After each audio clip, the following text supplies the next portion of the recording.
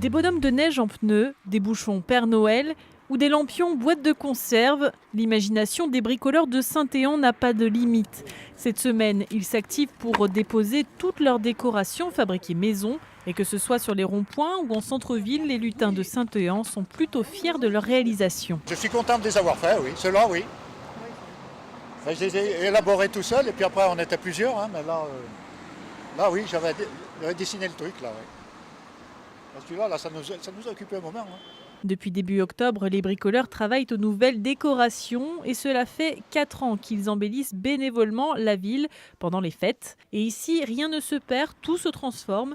Des capsules de café ne passent pas par la case poubelle et se recyclent en petits bonhommes. J'évite d'acheter le maximum, du moins rien acheter du tout, parce que la nature nous offre beaucoup de choses, comme les bouts de bois, le renne, ça c'est toute la production naturelle. Donc les palettes, c'est tout du recyclage. Moi, c'est ma devise, de tout récupérer. Les gens sont contents de donner et moi, je suis content de récupérer pour pouvoir retransformer derrière. Et le budget est infime. On investit dans quelques vis, des éclairages LED, mais tout ce qu'il faut est entreposé dans l'atelier mis à disposition par la mairie. Depuis 3 ans, le maire profite de cet élan de générosité de ses habitants et constate une certaine attractivité pour sa commune. Et on fait un petit peu des envieux, c'est vrai, mais tant mieux pour nous. Hein. Donc, je vois la semaine passée, par exemple, on a fait l'accueil des nouveaux arrivants sur notre village. Et quand on questionne les jeunes, les moins jeunes, les nouveaux arrivants, qu'est-ce qui vous a décidé à venir dans ce village? Ça fait partie de cette attractivité, cette convivialité qui fait que les gens se sentent bien dans le village. Une centaine de grandes pièces a été réalisée pour ces fêtes de fin d'année. Les bricoleurs peaufinent encore les derniers tableaux, mais tout sera opérationnel et illuminé pour le 8 décembre. Un épicéa, 2 mètres, 2,50 m, taillé, formé. Ça commence à sentir bon le sapin. Les arbres de Noël se font petit à petit une place dans nos intérieurs à quelques jours des fêtes de fin d'année.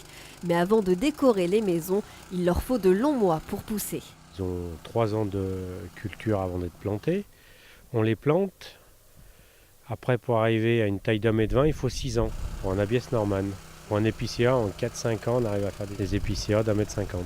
Le Norman et l'épicéa, qui ont d'ailleurs chacun leurs adeptes, si ce dernier a l'avantage d'être odorant, son concurrent, lui, ne perd pas ses épines. L'épicéa, ils sont plantés dans la chair. Quand vous les arrachez, il y a un morceau de chair de bois qui vient avec. Dès que le bois va être sec, l'aiguille va tomber, parce qu'elle est juste insérée sous le bois. Alors que le Norman, il tient par des ventouses. C'est pour ça que le Norman, il y a les aiguilles qui tiennent.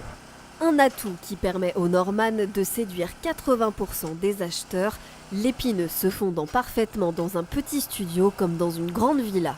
Nous avons les 1 m, 1,20 m, 1,50 m, 1,75 m, les 2 mètres. Les sapins restent donc évidemment un incontournable pour les fêtes de Noël, même si le réchauffement climatique perturbe de plus en plus son exploitation en France.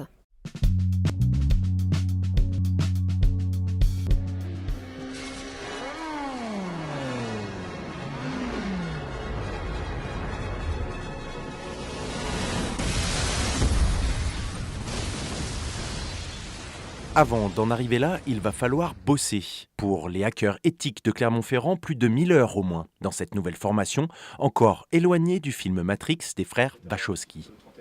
La AK Academy, une école pour former des informaticiens spécialistes en cybersécurité d'entreprise. Créée cette année pour répondre à une demande toujours plus croissante des PME françaises qui sont, dans ce domaine, un peu à la traîne face à nos voisins européens. Aujourd'hui, on est attendu, je dirais, par tout le monde, mais prioritairement nos clients d'origine, hein, donc les PME. La PME, ça, on va vers la PME. Les grands groupes nous ont pas attendus. Hein, Michelin, Limagrain, les Eramet sont en place depuis bien avant nous et depuis plus de 15 ans, 20 ans pour certains, ont déjà les compétences cybersécurité. 14 000 €, c'est le coût de cette formation, en grande partie financée par l'entreprise Bicortalis, qui cherche du personnel qualifié en cybersécurité pour son développement. Elle propose à chaque obtenteur du diplôme un CDI dans son entreprise. Donc, l'idée, c'est de les motiver derrière en travaillant sur une société innovante comme Bicortalis, sur différentes technologies qui est toujours à la pointe à ces niveaux-là.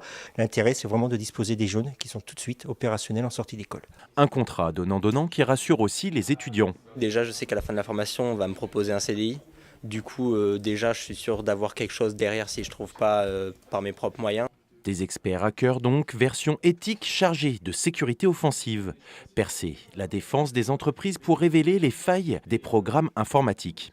On va apprendre à faire des attaques sur des serveurs, à faire un code propre, enfin à coder proprement, c'est-à-dire de manière sécurisée les nouveaux flics, et on essaye de protéger justement l'entreprise dans laquelle on travaillera. C'est assez excitant, ouais, c'est aussi pour ça qu'on est là, je pense. Déjà 60 CV sont en cours d'analyse pour la session 2019-2020. Une demande forte qui réjouit les créateurs de la formation. Ils prévoient d'ailleurs d'étendre le concept sur de nouveaux territoires en France. Amen.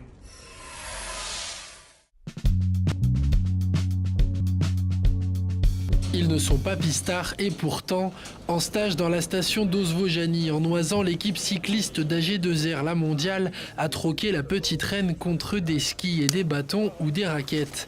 Un changement de discipline qui n'est pas pour déplaire aux coureurs dans une période peu propice à la pratique du vélo.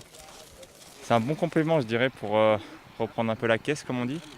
Parce que voilà, c'est un travail hyper complet.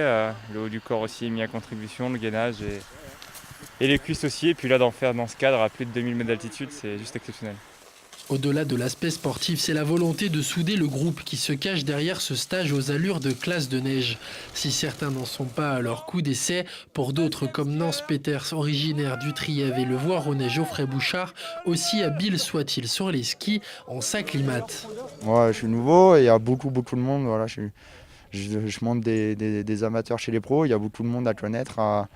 Il y a tout un mode de fonctionnement à comprendre, donc voilà. Ouais, c'est ça le but de ce stage en fait, c'est vraiment de faire de la cohésion des activités qu'on n'a pas l'habitude de faire en saison. Et donc voilà, il y en a qui n'ont jamais fait de ski de leur vie, qui sont là sur les raquettes plutôt que sur les skis parce que c'est compliqué au début. Mais le but c'est vraiment de faire des activités tous ensemble et hors du vélo pour apprendre à mieux se connaître. Avec un deuxième stage en début d'hiver en Espagne, l'équipe cycliste bouclera peu à peu sa préparation. Objectif, être près du leader aux équipiers pour le Tour du Haut-Var fin février 2019.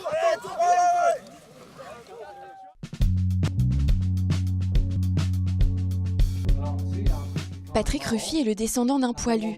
Mobilisé pendant la Grande Guerre, son grand-père Joseph a laissé derrière lui un trésor. C'est en rénovant cette vieille ferme qui appartenait à la famille Ruffy que les ouvriers l'ont découvert. Dans cette pièce condamnée pendant des années, plus de 1500 lettres, écrites par Joseph Ruffy et ses frères, sont retrouvées intactes. Pour Maurice Vitos, figure du village et passionné d'histoire, ces lettres ont une valeur inestimable. J'ai lu des passages tels que l'un des frères Ruffy, qui écrivait à ses parents « Ne m'envoyez plus de reblochons ». Parce que les derniers que nous avons envoyés, ils sont tous écrasés. Alors les parents, ils se sont mis à fabriquer des petites tomes, exprès pour eux, pour leur envoyer. C'était extraordinaire quand même, c'était fabuleux parce que pour nourrir 4 gars qui étaient là, sur le front, des paysans comme à la plus un, c'était quand même dur. Excusez-moi. Des témoignages émouvants, des anecdotes, des récits de guerre. Au fil de leurs lettres, ces 4 soldats mobilisés dans le 230e régiment d'infanterie racontent leur histoire. Des informations précieuses sur la vie au front et sur le quotidien des poilus. Ils écrivaient d'abord pour dire qu'ils étaient en bonne santé. Ça, c'était comme il n'y avait pas de téléphone, il n'y avait rien. Donc, c'était le seul moyen. Donc, c'est pour ça qu'ils écrivaient des fois 2, voire 3 fois par semaine. Mais au minimum, 1 fois par semaine.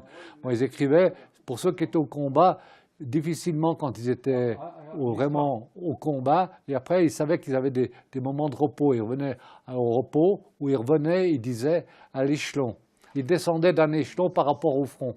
Donc, ça s'appelait l'échelon. Depuis la découverte de ces lettres, Patrick Ruffy, lui aussi passionné d'histoire et de généalogie, a entrepris un travail de recherche. Il a consigné toutes les informations importantes dans un cahier qu'il conserve précieusement. Il a numérisé les lettres et les a classées par personnage et par date.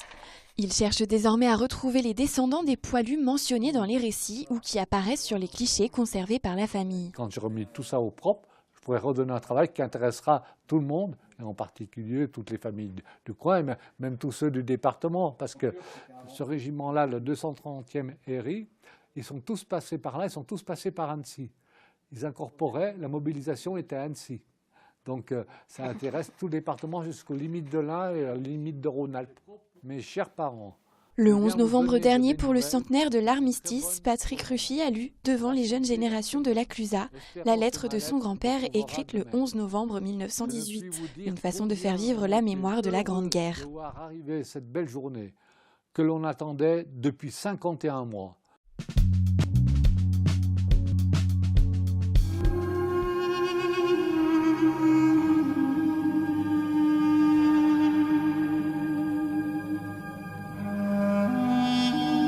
Tiberius Claudius Drusus, plus connu sous le nom de Claude, cet empereur romain du 1er siècle, né à Lyon, est au cœur d'une exposition proposée en ce moment au Musée des Beaux-Arts, l'occasion de mieux connaître ce souverain qui n'aurait jamais dû régner et qui fut longtemps moqué par les historiens.